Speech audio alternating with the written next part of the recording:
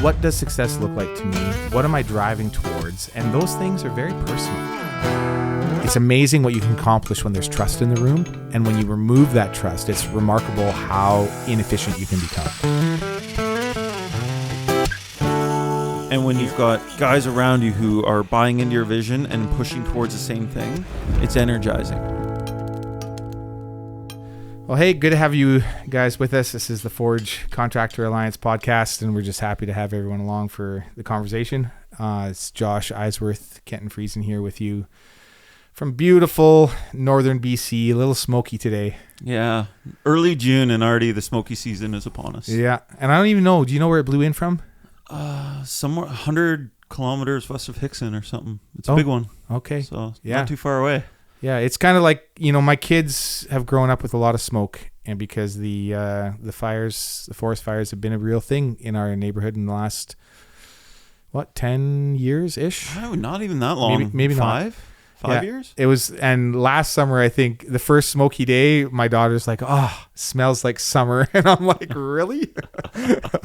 That's great. Yeah, our kids are used to it. They're growing up with smoke. It's like fall, winter, spring, and smoky season. Yeah, and I don't even vape, so it's all a bit foreign to me. but yeah, it's good. So interesting day for me today. I don't want to focus on this like crazy, but I do want to focus on kind of a topic that comes up around my day. I started my day in the hospital at the heart specialist, and it's a consult that I was waiting to have since an episode back in February that kind of rocked me a little bit.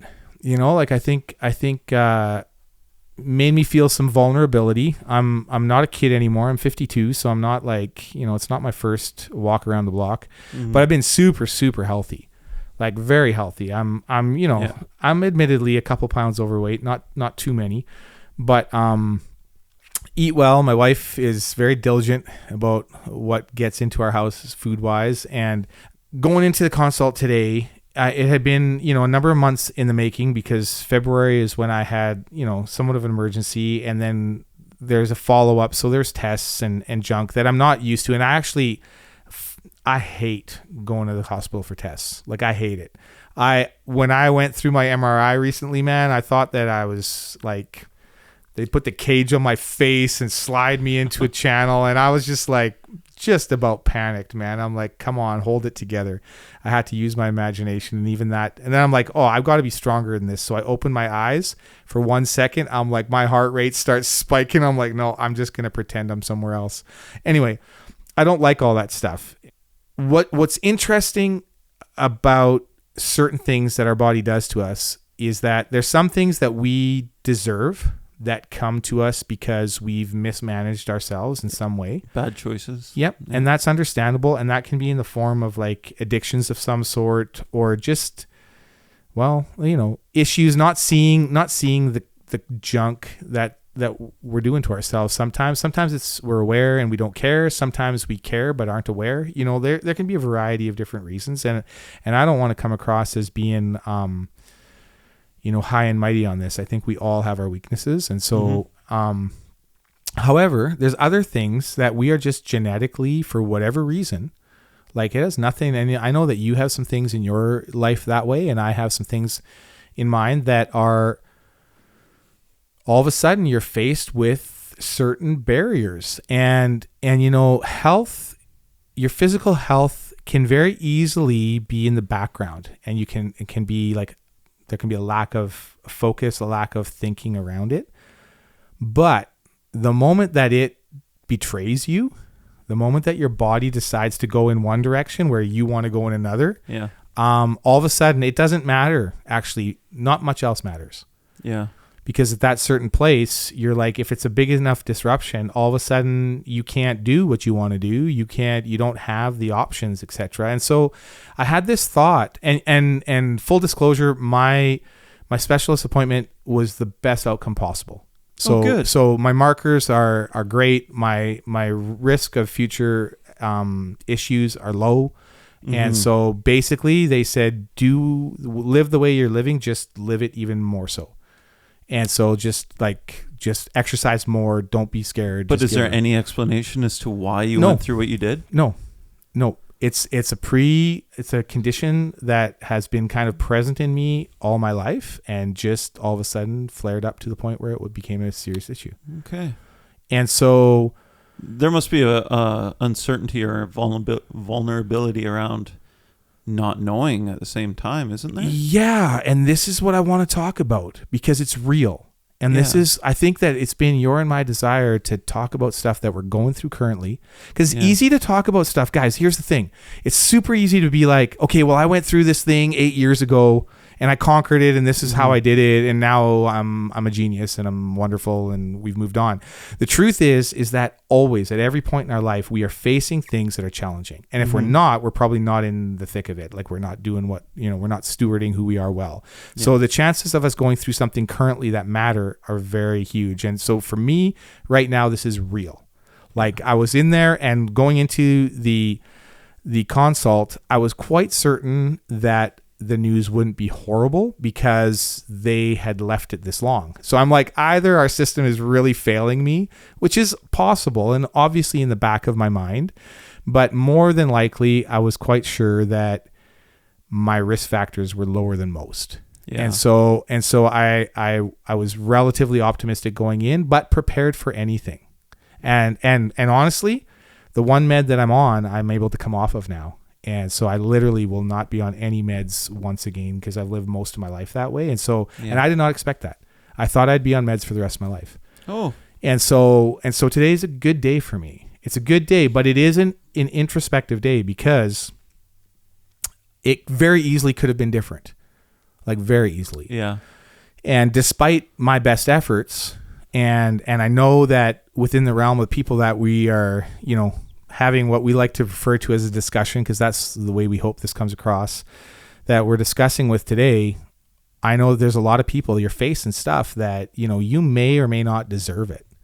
And yet, deserve it in a classic sense. And yet here we are, and sometimes life isn't as fair as we'd like it to be. And that can be super challenging.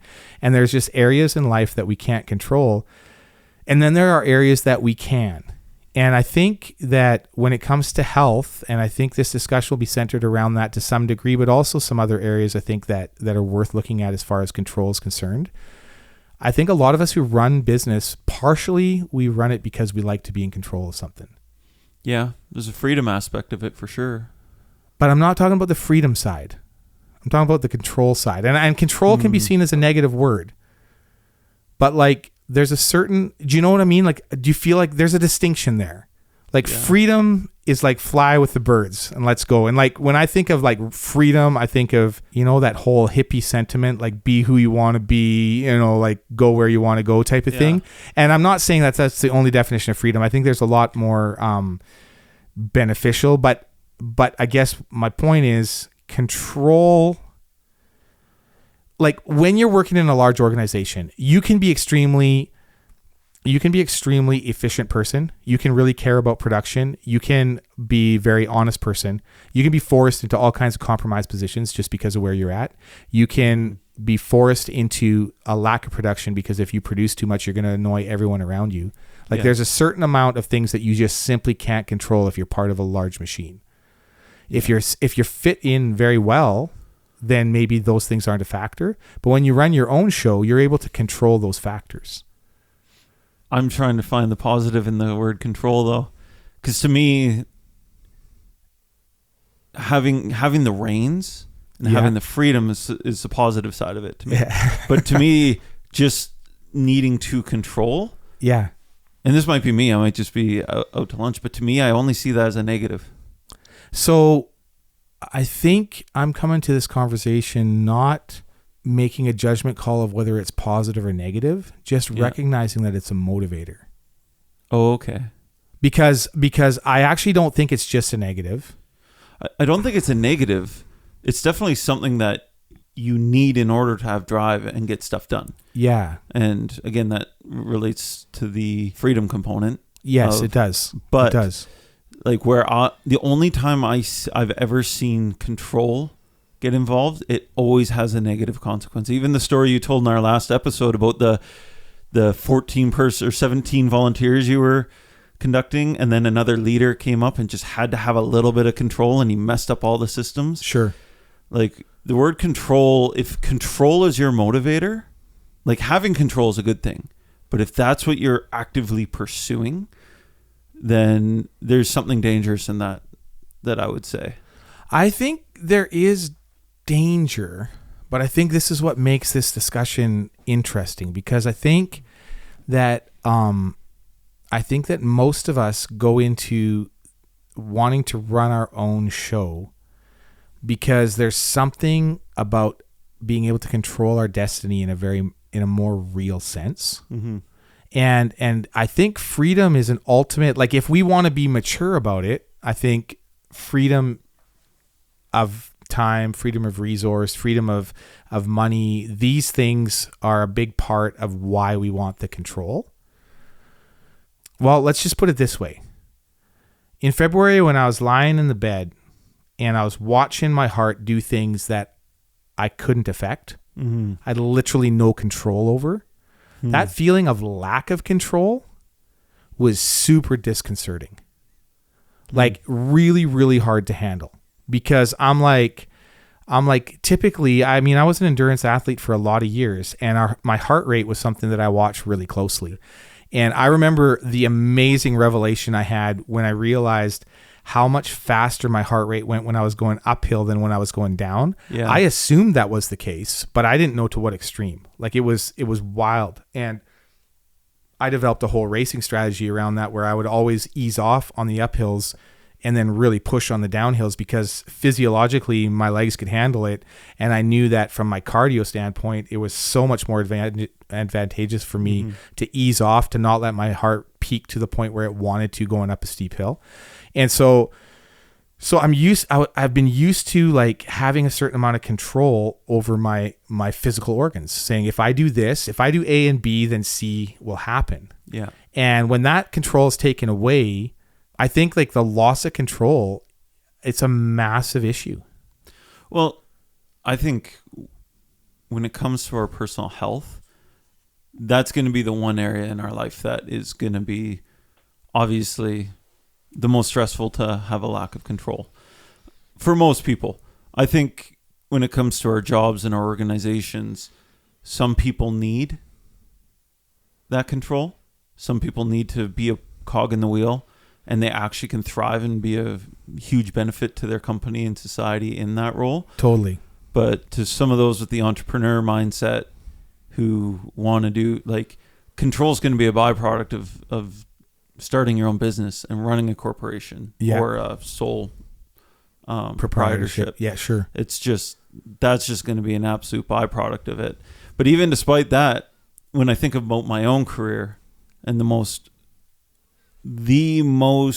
painful moments I've had are when I overstretched for control. When I didn't want people to leave. Yeah. When I wanted security and my team to, like, it's actually a funny story, because the most controlling component of my life, and that's why I just associate the word control with the outright negative. Sure. Is in the earliest years when the company was at its healthiest, most fiscally successful, had all the all the freedoms attached to it. Yeah. I found a desire to keep all my team around, and I actually put a system together in place to try and retain those people. Sure. And now only one of them's still here. Right. And through my controlling and my desire to see things be my way, I actually destroyed what I had. Yeah. And it's such an interesting thing, because I still have that same need to be able to work and manage, but as soon as I get controlling and I micromanage in any kind of way, it just comes with sheer destruction, and I actually push my people away. Yeah. So I think when it comes to ourselves and our own development, it's great. Like, being an entrepreneur comes with the freedom of being able to develop yourself and then do whatever you want with that. Absolutely. And that's an area of control I could see being good, because now it's just like, I'm going to physically make myself better. I'm going to mentally, spiritually develop myself, and I'm going to pour that growth and everything into, and that's all under your own control. It is. It definitely is. It is. And so you can see, like I guess I'm trying to frame this in a way that is like control is kind of like amoral. It's not bad or good. But I think what we try to control can really make it bad or good. Can I make a knee-jerk thought? Sure. Us trying to control ourselves and our general direction of our companies and decisions can be good or bad. Yeah.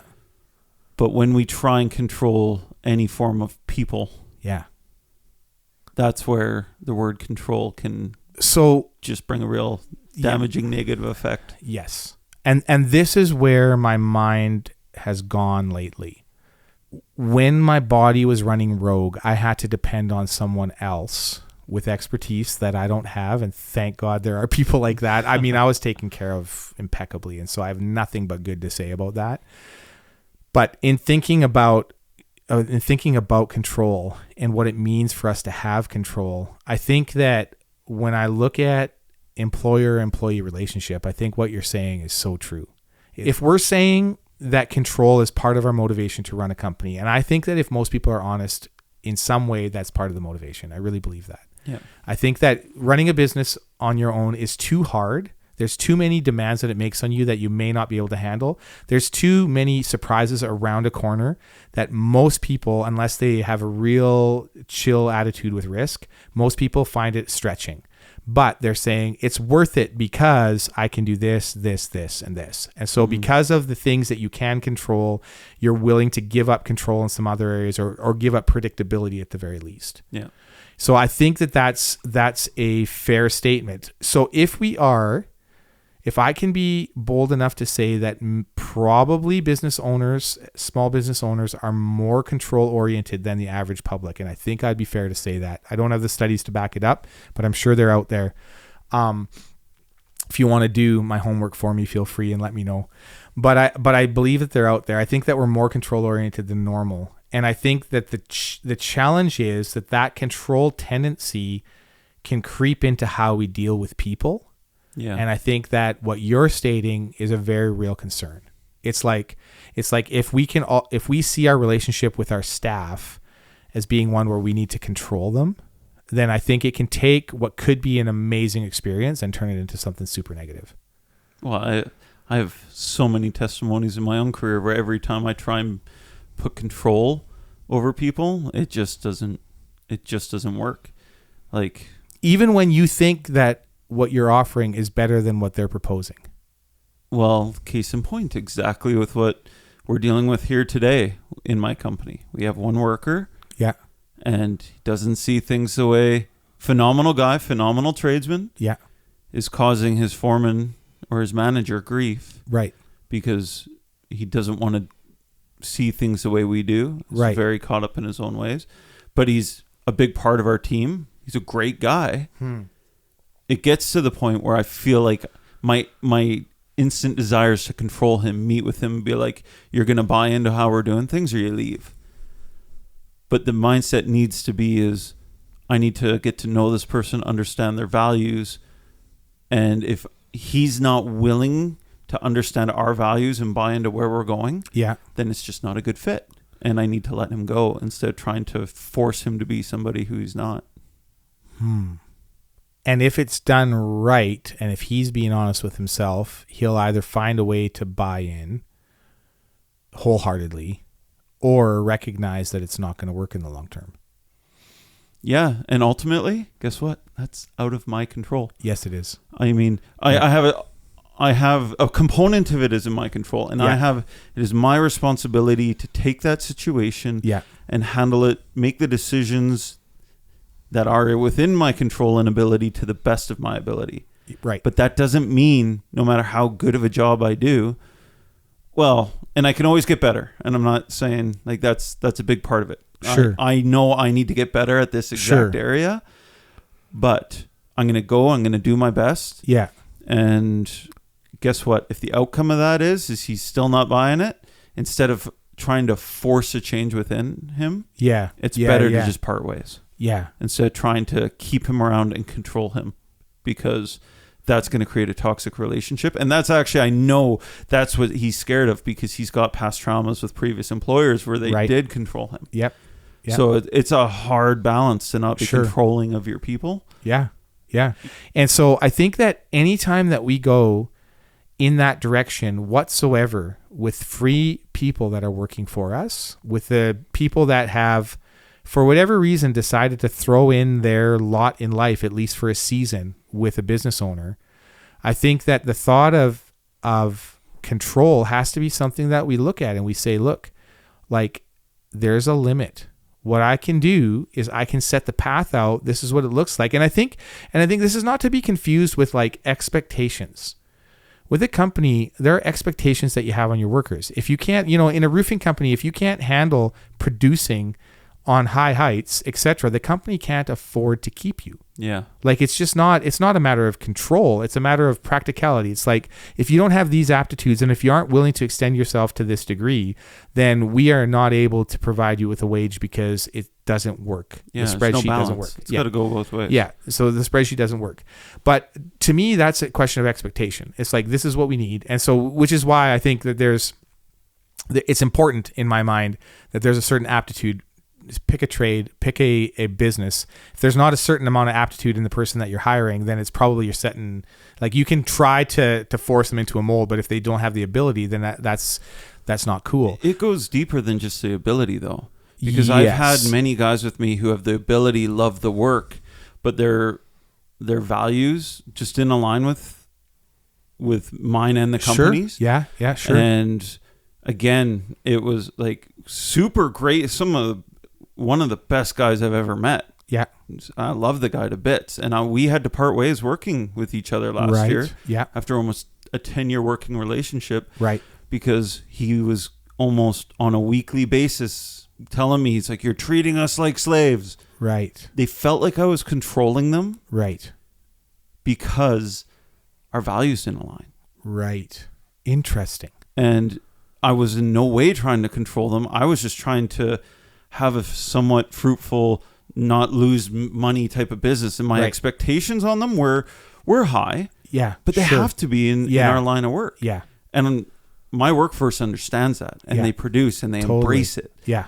Whereas the individuals who don't embrace it and more cater to other values. Yeah. As soon as you start butting heads, guess what the first thing they feel like is, oh, you're trying to control me. Yeah. And if your workforce feels like you're controlling them, you don't stand a chance. No, you don't. So what's a component of business or life where things go out of your control despite your intentions and decisions? And in that circumstance, how do you handle that? Well, I think it's a good question, and I've been thinking a little about this. I mean, let's take a look at some things. You cannot control the economy, right? And you can blame the economy like crazy if you want to. But you can dig into that and push against it. You can make decisions. You can, but you can only make good decisions about the economy if you recognize that you're not controlling it. Oh, so it's like a release of control. I think so. Oh, okay. I think so because if you are fighting back and saying, well, this isn't fair, like we've just built our business to this point and now all of a sudden the economy and our demand is going down because of just the general economy pressures. Mm-hmm. I think that you can have this internal discussion where you feel like a victim because you all of a sudden can't control something that you never could control. Because just because the economy is going good doesn't mean you had anything to do with it. Man, you said the V word. And in my opinion, the worst mindset thing you can possibly have in this life. Yeah. In every aspect, not just business, in every aspect of your life is. And sometimes you use everything in your core and you can feel like the entire world is against you. Sure. But if you're victimized by anything in your life, you're giving up control. Yeah. Where you shouldn't.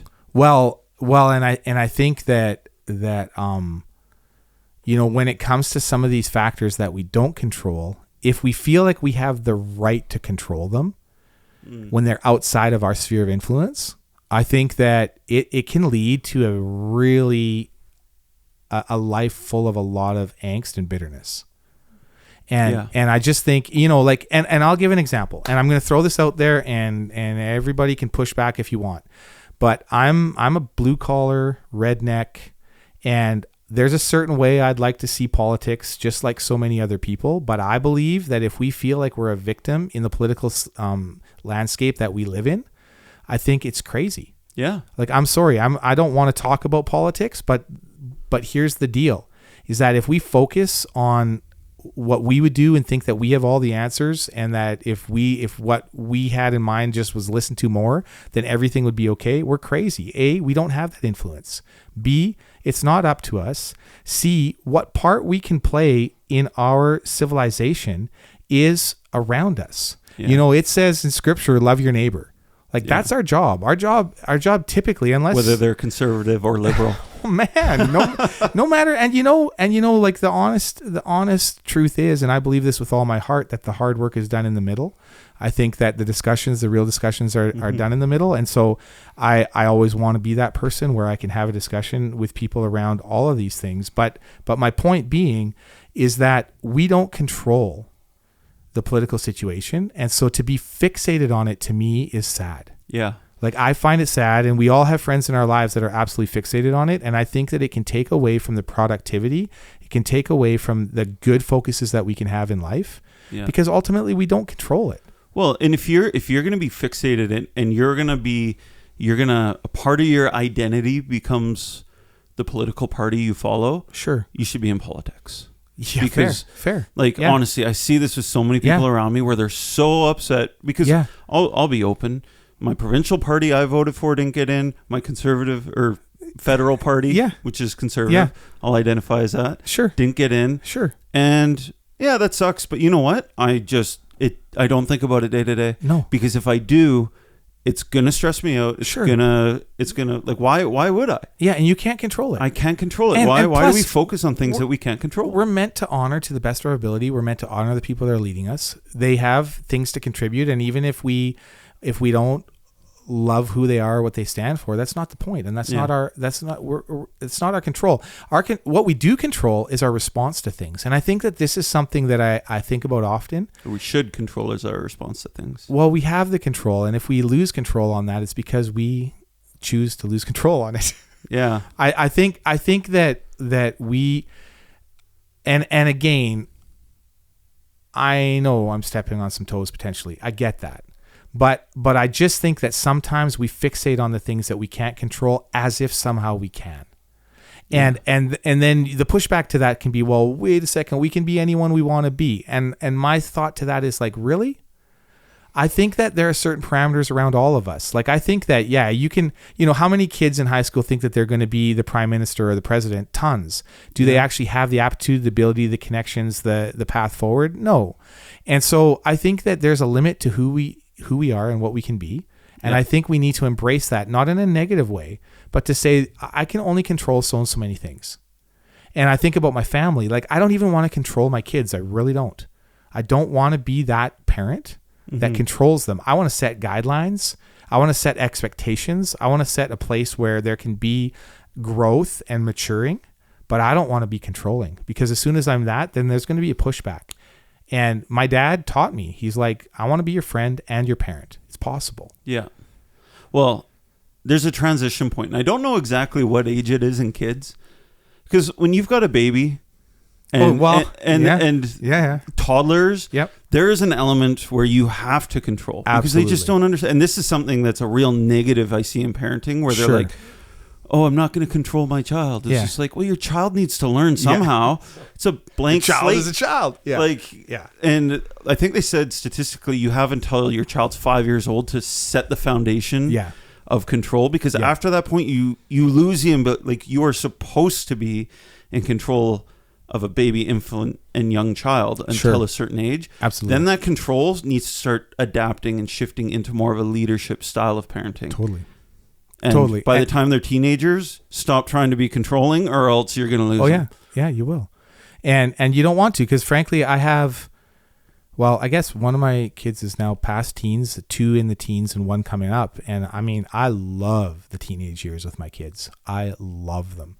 And I will never hesitate to say some of the best years of my life is spending time with my kids as teenagers. It's outstandingly amazing. Yeah. And I think that the idea of controlling other people, it's a grassroots thing. And I think you're right. Like, when a baby's a baby, there needs to be control for their survival. Yeah. Like they're dependent on it. They have no ability, but as they achieve different markers in their life, different milestones, that control gets given to them freely and joyfully, and they're able to deal with it. And when they aren't, they're able to have those discussions, and that's what you want to see in a healthy relationship. I think it's amazing. And I think that I remember my dad always telling me when I was just a kid, like before I was 10, he's like, when you look for a lifetime partner, when you look for your spouse, look for this, this, and this. He says, and I know you think I'm crazy for telling you now. He says, but when you fall in love, you won't listen to me. Like good old farmer wisdom. That's a series of wisdom there. It was really good. But yeah, I think that in this whole area, I think what my hope is that we don't sound like we've got this all figured out, because we don't. No. I think that when I was laying there in the hospital in February, I was like, wow, this is what a lack of control feels like. This is interesting. Like this is a different level.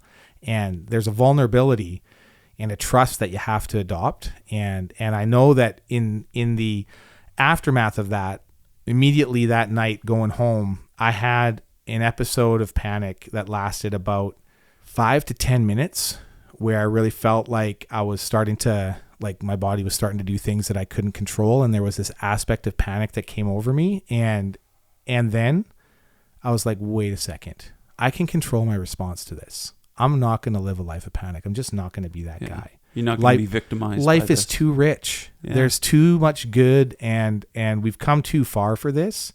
And so it wasn't like I turned off a switch, but it was almost like that, where I'm like, I'm not going to be that guy. By the grace of God, I'm not going to be that guy.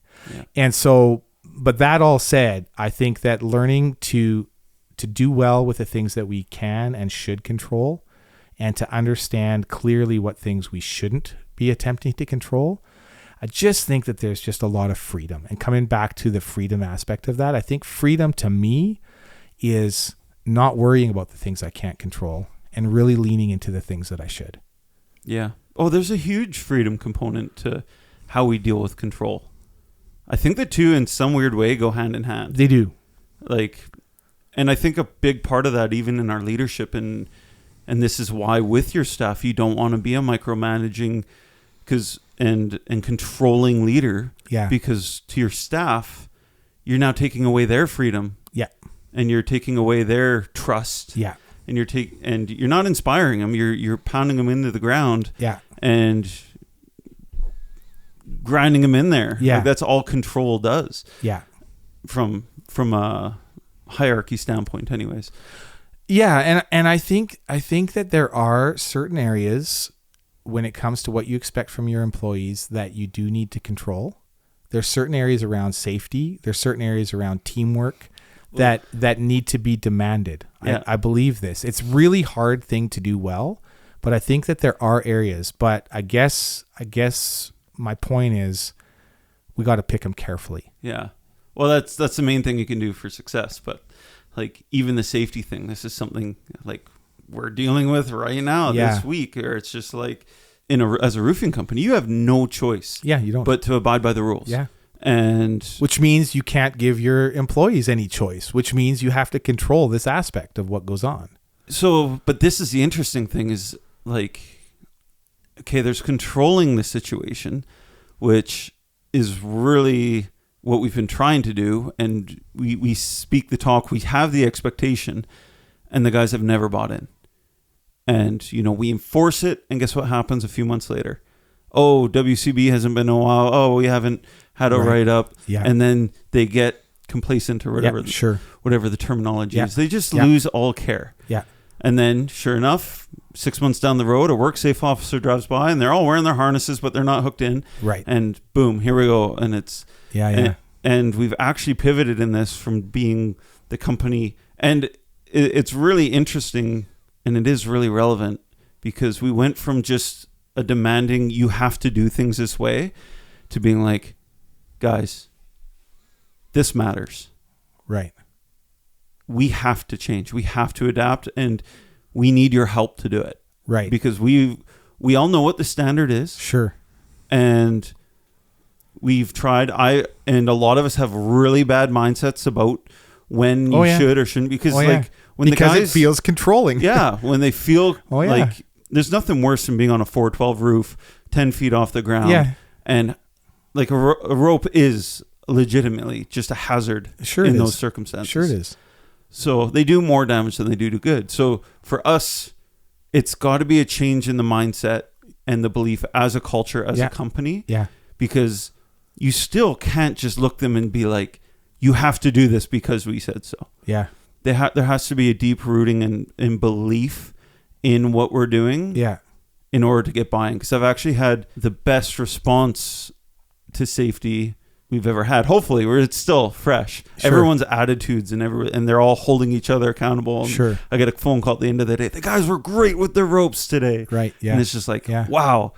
I've never had that phone call before. That's excellent. You know, usually it's just like, we wore our ropes today, but you know, it sucked. Yeah.